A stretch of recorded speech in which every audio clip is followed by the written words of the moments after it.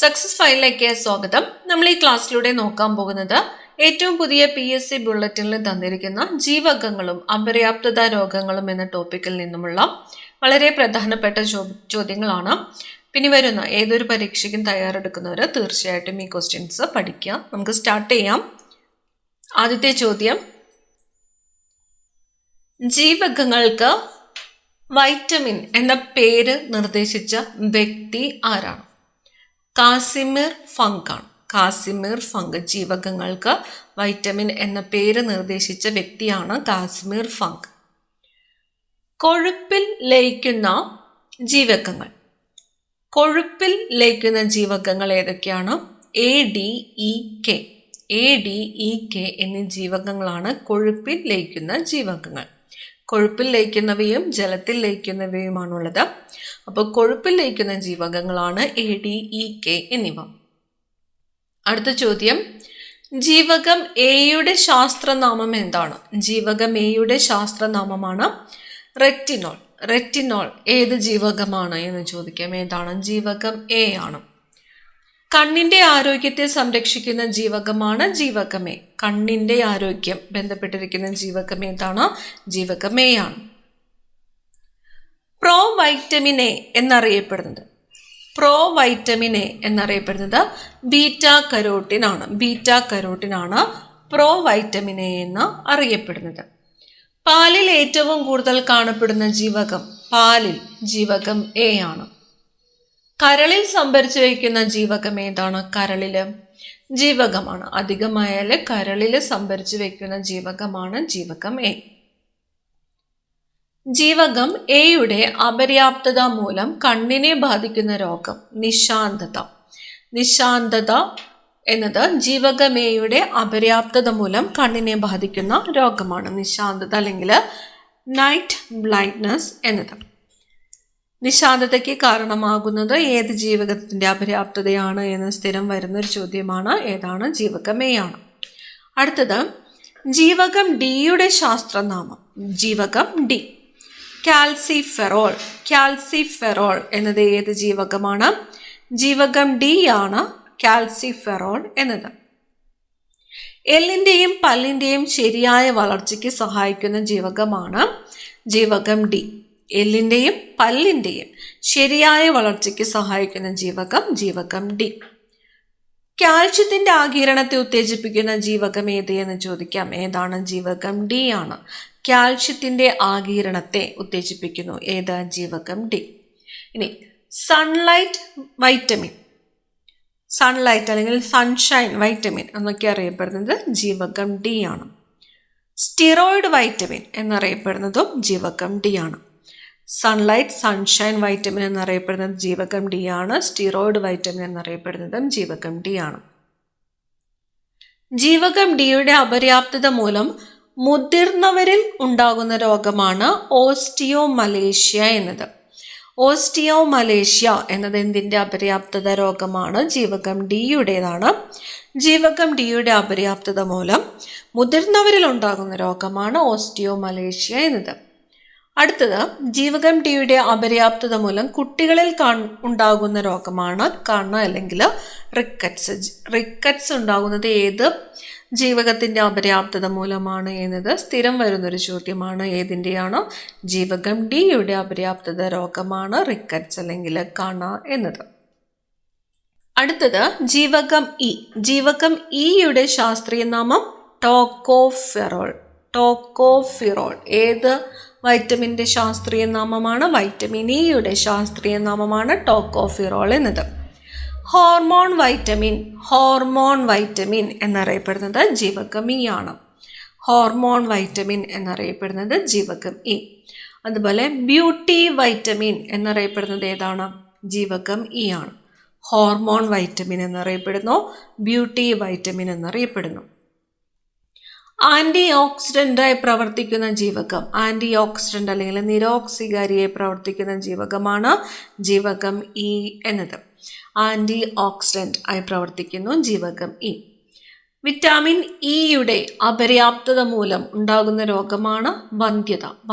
വന്ധ്യതയ്ക്ക് കാരണമാകുന്നത് ഏത് വൈറ്റമിൻ്റെ അപര്യാപ്തതയാണ്? വൈറ്റമിൻ ഇയുടെ അപര്യാപ്തതയാണ്.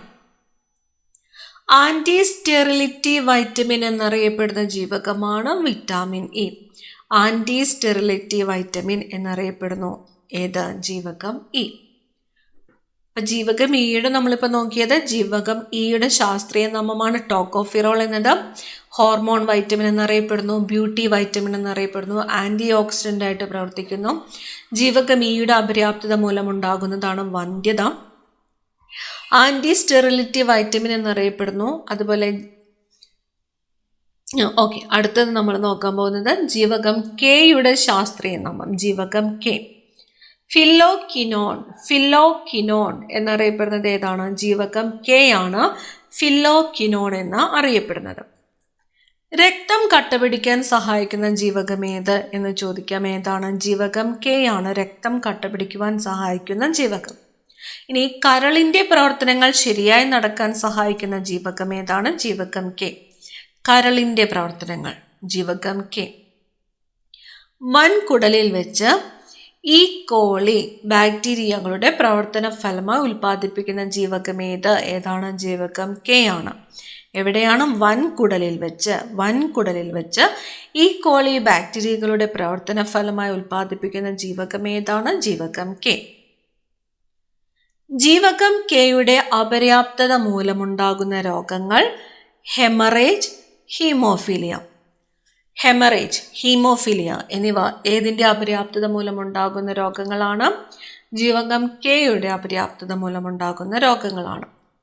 മുറിവുകളിൽ രക്തം കട്ട പിടിക്കാതിരിക്കുന്ന രോഗാവസ്ഥയാണ് ഹീമോഫീലിയ എന്നത്. ഹീമോഫീലിയ എന്താണ്? മുറിവുകളിൽ രക്തം കട്ട പിടിക്കാതെ ഇരിക്കുന്നു. ഈ അവസ്ഥയാണ് എന്ത്? ഹീമോഫീലിയ. അപ്പം നമ്മൾ ഇത്ര നേരം നോക്കിയത് കൊഴുപ്പിൽ ലയിക്കുന്ന ജീവകങ്ങളാണ് എ, ഡി, ഇ, കെ എന്നിവ. അപ്പം അതിൻ്റെ അപര്യാപ്തത രോഗങ്ങളും മറ്റു പേരുകളുമൊക്കെയാണ് നോക്കിയത്. ഇനി പറഞ്ഞിരിക്കുന്നത് എന്താണ്? ജലത്തിൽ ലയിക്കുന്ന ജീവകങ്ങളാണ് ജീവകം ബി കോംപ്ലക്സ്, ജീവകം സി എന്നിവ. ജീവകം ബി കോംപ്ലക്സ്, ജീവകം സി എന്നിവ ജലത്തിൽ ലയിക്കുന്ന ജീവകങ്ങളാണ്. ജീവകം B1ന്റെ ശാസ്ത്രീയ നാമമാണ് തയാമിൻ. എന്തിൻ്റെ ശാസ്ത്രീയ നാമമാണ്? ഏത് വൈറ്റമിൻ്റെ ശാസ്ത്രീയ നാമമാണ്? ജീവകം B1ന്റെ ശാസ്ത്രീയ നാമമാണ് തയാമിൻ എന്നത്. ധാനികങ്ങളുടെ തവിടിൽ കൂടിയ അളവിൽ കാണപ്പെടുന്ന ജീവകം ഏതാണ്? ജീവകം B1. ജീവകം B1 എന്തിലാണ്? ധാനികങ്ങളുടെ തവിടിൽ കൂടിയ അളവിൽ കാണപ്പെടുന്ന ജീവകമാണ് ജീവകം B1. ജീവകം B1ന്റെ അപര്യാപ്തത മൂലമുണ്ടാകുന്ന രോഗമാണ് ബെറിബെറി. ഓർത്ത് വയ്ക്കുക, സ്ഥിരം വരുന്നതാണ്. ബെറിബെറി എന്തിൻ്റെ അപര്യാപ്തത രോഗമാണ്? ജീവകം B1ന്റെ അപര്യാപ്തത രോഗമാണ് ബെറിബെറി എന്നത്. അടുത്തത് ജീവകം B2 റൈബോഫ്ലാവിൻ അല്ലെങ്കിൽ ലാക്ടോഫ്ലേവിൻ എന്നറിയപ്പെടുന്നത് ജീവകം B2 ആണ്. റൈബോഫ്ലാവിൻ അല്ലെങ്കിൽ ലാക്ടോഫ്ലേവിൻ എന്നൊക്കെ അറിയപ്പെടുന്നത് ഏതാണ്? ജീവകം B2 ആണ്. B1 നമ്മൾ പഠിച്ചു എന്താണ്? ജീവകം തയാമിൻ. B1 തയാമിൻ ആണ്. B2 റൈബോഫ്ലോവിൻ അല്ലെങ്കിൽ ലാക്ടോഫ്ലോവിൻ എന്നറിയപ്പെടുന്നു.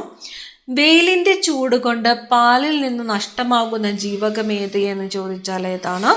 ജീവകം B2 ആണ്. വെയിലിൻ്റെ ചൂട് കൊണ്ട് പാലിൽ നിന്ന് നഷ്ടമാകുന്ന ജീവകമാണ് ജീവകം B2. പാലിൻ്റെ ഇളം മഞ്ഞ നിറത്തിന് കാരണമായ ജീവകം B2 അല്ലെങ്കിൽ എന്താണ്? റൈബോഫ്ലോവിൻ. ഓപ്ഷൻസിൽ തന്നിരിക്കുന്നത് ചിലപ്പം റൈബോഫ്ലോവിൻ എന്നായിരിക്കും. അപ്പോൾ പാലിൻ്റെ ഇളം മഞ്ഞ നിറത്തിന് കാരണമായ ജീവകം ഏതാണ്? ജീവകം B2 അല്ലെങ്കിൽ റൈബോഫ്ലോവിൻ അല്ലെങ്കിൽ ലാക്ടോഫ്ലേവിൻ ആണ്. അടുത്തത് വൈറ്റമിൻ ജി എന്നറിയപ്പെടുന്ന ജീവകം. വൈറ്റമിൻ ജി ഏതാണ്? ജീവകം B2 ആണ് വൈറ്റമിൻ ജി എന്നറിയപ്പെടുന്ന ജീവകം. അടുത്തത് ജീവകം B3യുടെ ശാസ്ത്രനാമം നിയാസിൻ അല്ലെങ്കിൽ ലിക്കോട്ടിനിക് ആസിഡ്. അത് ഏതാണ്?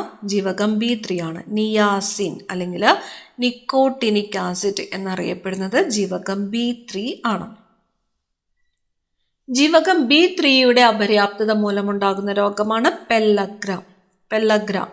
ഏത് വൈറ്റമിൻ്റെ ഡെഫിഷ്യൻസി രോഗമാണ്? ജീവകം B3 ആണ്. ജീവകം B3 പ്രത്യേകം നോട്ട് ചെയ്യുക, സ്ഥിരം പരീക്ഷകളിൽ വരുന്നതാണ്. ഇനി വിറ്റാമിൻ PP എന്നറിയപ്പെടുന്ന ജീവകം പെല്ലഗ്ര പ്രിവെൻഷൻ, വിറ്റാമിൻ PP എന്നറിയപ്പെടുന്നത് ജീവകം B3 ആണ്. അടുത്തത് ജീവകം B5ന്റെ ശാസ്ത്രനാമം. ജീവകം B5 പാൻറ്റോതനിക് ആസിഡ്. പാൻറ്റോതനിക് ആസിഡ് എന്നത് ജീവകം B5 ആണ്. ജീവകം B5. ജീവകം B5ന്റെ ശാസ്ത്രനാമമാണ് പാൻറ്റോതനിക് ആസിഡ് എന്നത്. ജീവകം B6ന്റെ ശാസ്ത്രനാമം പിരിഡോക്സിൻ. പിരിഡോക്സിൻ ജീവകം B6 ആണ്. ജീവകം B7ന്റെ ശാസ്ത്രനാമമാണ് biotin. Biotin B7. Vitamin H എന്നറിയപ്പെടുന്ന ജീവകം. വൈറ്റമിൻ H എന്നറിയപ്പെടുന്നത് ബയോട്ടിൻ അല്ലെങ്കിൽ B7 ആണ്. B7 ആണ് വൈറ്റമിൻ H എന്നറിയപ്പെടുന്ന ജീവകം. ജീവകം B9ന്റെ ശാസ്ത്രനാമം ഫോളിക് ആസിഡ്. ജീവകം B9 folic acid. Vitamin M എന്നറിയപ്പെടുന്ന ജീവകമാണ് ജീവകം B9 അല്ലെങ്കിൽ ഫോളിക് ആസിഡ്. വൈറ്റമിൻ M എന്നറിയപ്പെടുന്നു ജീവകം B9. ജീവകം B9ന്റെ അഭാവം മൂലമുണ്ടാകുന്ന രോഗമാണ് മെഗലോബ്ലാസ്റ്റിക് അനീമിയ എന്നത്. മെഗലോബ്ലാസ്റ്റിക് അനീമിയ ജീവകം B9ന്റെ അഭാവം മൂലമുണ്ടാകുന്ന രോഗമാണ് മെഗലോബ്ലാസ്റ്റിക് അനീമിയ. ജീവകം B12ന്റെ ശാസ്ത്രനാമം സൈനോകൊബാലമിൻ. സൈനോകൊബാലമിൻ എന്നത് ജീവകം B12ന്റെ ശാസ്ത്രനാമമാണ്. കൊബാൾട്ട് എന്ന ധാതു അടങ്ങിയിരിക്കുന്ന ജീവകം ജീവകം B12 ആണ്. കൊബാൾട്ട്. ജീവകം B12ന്റെ അപര്യാപ്തത മൂലമുണ്ടാകുന്ന രോഗമാണ് പെർനീഷ്യസ് അനീമിയ. പെർനീഷ്യസ് അനീമിയ എന്തിൻ്റെ അപര്യാപ്തത രോഗമാണ്? ജീവകം B12ന്റെ അപര്യാപ്തത രോഗമാണ് പെർനീഷ്യസ് അനീമിയ. ജലത്തിൽ ലയിക്കുന്ന ജീവകങ്ങൾ ജീവകം C, ജീവകം B കോംപ്ലക്സ്. ജീവകം Cയുടെ ശാസ്ത്രനാമമാണ് അസ്കോർബിക് ആസിഡ്. അസ്കോർബിക് ആസിഡ് ജീവകം C ആണ്. മനുഷ്യൻ ആദ്യമായിട്ട് തിരിച്ചറിഞ്ഞ ജീവകം ഏത് എന്ന് ചോദിച്ചാൽ ജീവകം C ആണ് മനുഷ്യൻ ആദ്യമായിട്ട് തിരിച്ചറിഞ്ഞ ജീവകം. കൃത്രിമമായിട്ട് നിർമ്മിച്ച ആദ്യത്തെ ജീവകം കൃത്രിമമായിട്ട് ഏതാണ്? ജീവകം C ആണ് മനുഷ്യൻ കൃത്രിമമായിട്ട് നിർമ്മിച്ച ആദ്യത്തെ ജീവകം.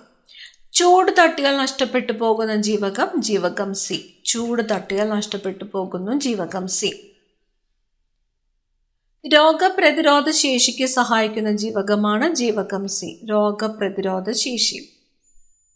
മൂത്രത്തിലൂടെ നഷ്ടപ്പെട്ടു പോകുന്ന ജീവകം ജീവകം C. മൂത്രത്തിലൂടെ നഷ്ടപ്പെട്ടു പോകുന്നു. മുറിവ് ഉണങ്ങാൻ സഹായിക്കുന്ന ജീവകം ജീവകം C. ഭക്ഷണത്തിലെ ഇരുമ്പിന്റെ ആഗിരണത്തെ ഉത്തേജിപ്പിക്കുന്ന ജീവകം ജീവകം C. ഇരുമ്പിന്റെ ആഗിരണത്തെ ഉത്തേജിപ്പിക്കുന്നു. ജീവകം Cയുടെ അപര്യാപ്തത മൂലമുണ്ടാകുന്ന രോഗമാണ് സ്കർവി. സ്കർവി അല്ലെങ്കിൽ നാവികരുടെ പ്ലേഗ് എന്നറിയപ്പെടുന്ന രോഗമാണ് സ്കർവി. സ്കർവി ഉണ്ടാകുന്നത് ജീവകം Cയുടെ അപര്യാപ്തത രോഗമാണ്. ഏത് ശരീരഭാഗത്തെയാണ് സ്കർവി എന്ന രോഗം ബാധിക്കുന്നത്? മോണേനെയാണ്. മോണോ. നാവികരുടെ പ്ലേഗ് എന്നറിയപ്പെടുന്ന രോഗമാണ് സ്കർവി. അപ്പം ഇത്രയും ക്വസ്റ്റ്യൻസ് ആണ് PSC ബുള്ളറ്റിനിൽ തന്നിരിക്കുന്നത്. അപ്പം ജീവകം എന്ന ടോപ്പിക്കിൽ നിന്നും പ്രധാനമായിട്ടും പഠിച്ചിരിക്കേണ്ട ബേസിക് ക്വസ്റ്റ്യൻസ് ആണ്. ഇത് എല്ലാ പരീക്ഷകളിലും ക്വസ്റ്റ്യൻസ് വരാറുണ്ട്. അതുകൊണ്ട് തന്നെ മുഴുവൻ ക്വസ്റ്റ്യൻസും പ്രത്യേകം നോട്ട് ചെയ്യുക, പഠിക്കുക. അടുത്ത ക്ലാസ്സിൽ കാണാം. താങ്ക്